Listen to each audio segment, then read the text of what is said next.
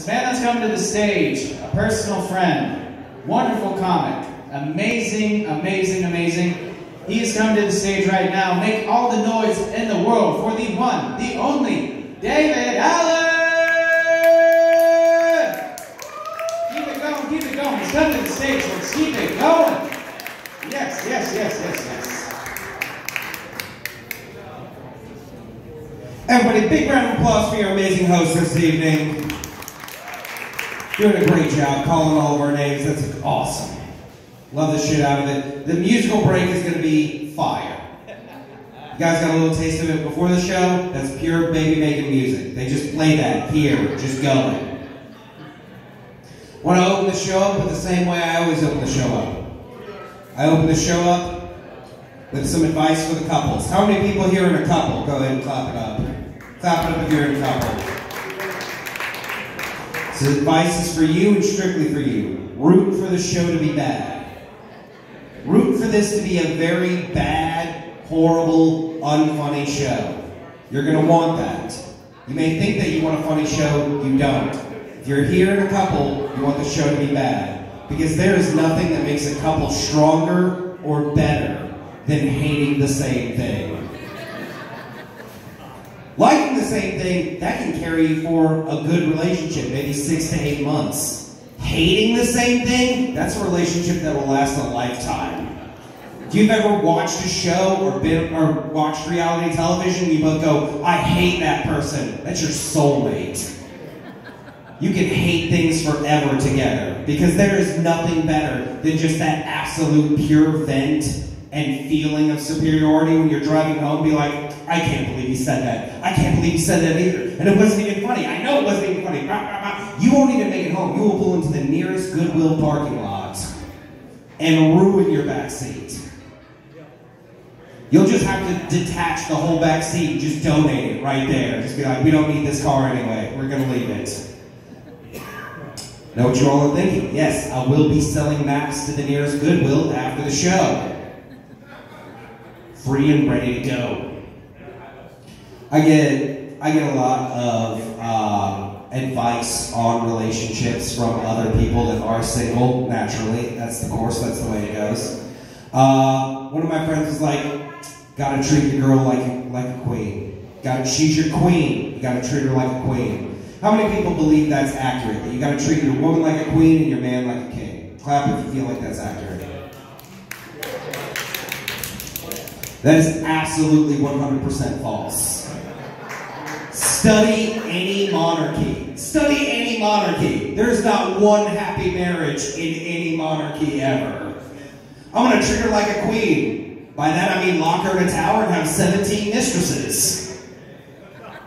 I treat my man like a king. By that, I mean I secretly plot his murder. No, that's not the kind of relationship you want. You don't want your man to be a king anyway. We're past kings and queens, all right? What do you want? You want your man to just kick in your neighbor's door, just be like, psh, this is a crusade, I'm conquering your apartment now. Just take their pet lizards' heads and put it on pikes. Just be like, yes, this is to show the commoners that I reign here.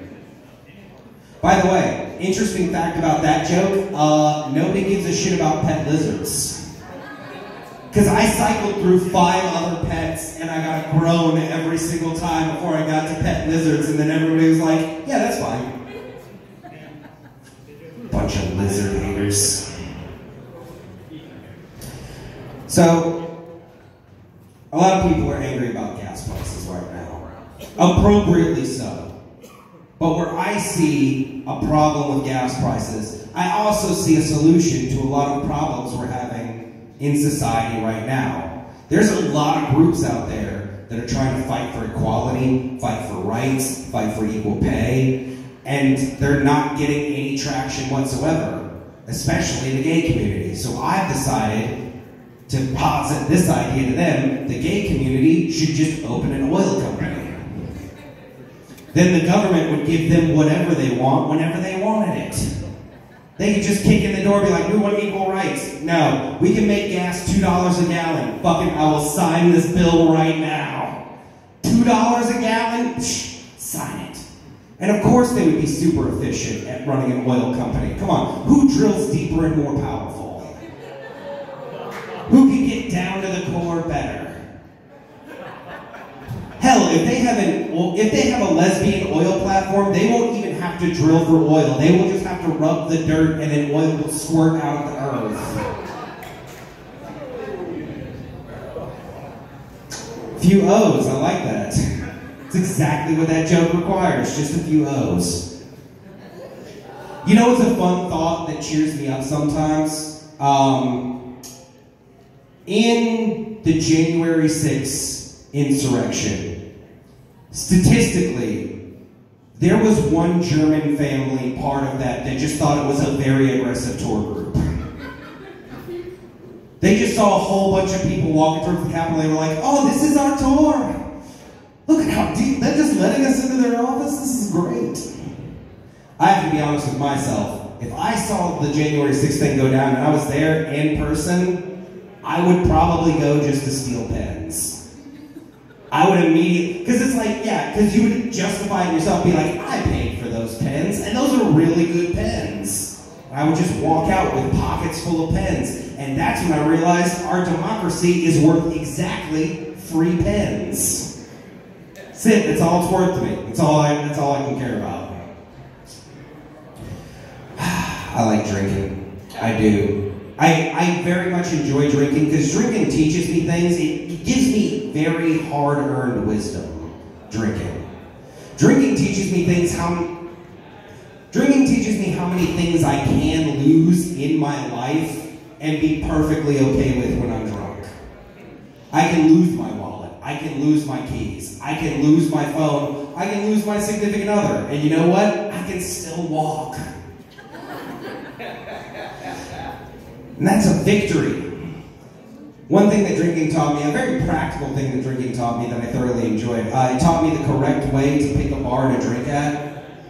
Because a lot of times you're like, where should we go to drink? And you never quite know. Here's what I do, and I highly advise you all to take this up. You just go to the bartender just to gauge what kind of bar it is and what kind of night you're going to have. Just say, what's the craziest thing that's ever happened in here? Craziest thing that's ever happened in here.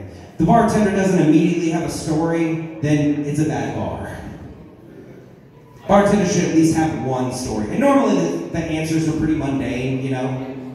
Oh yeah.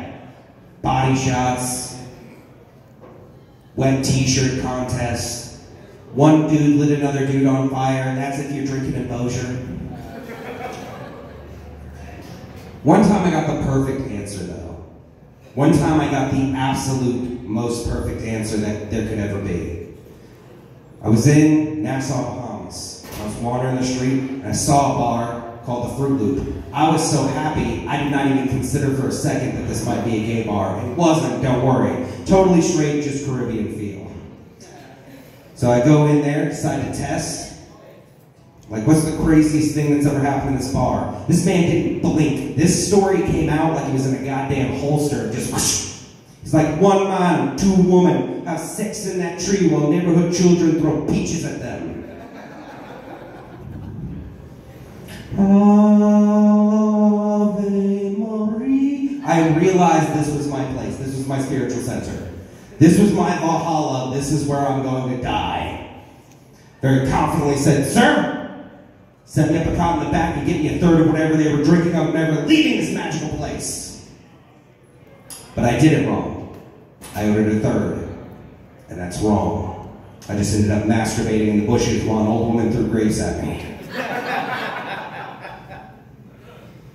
So what I'm saying is, if what you want to drink is a third, order two more. Drink up. Have an amazing night. Thank you. Good night, you small.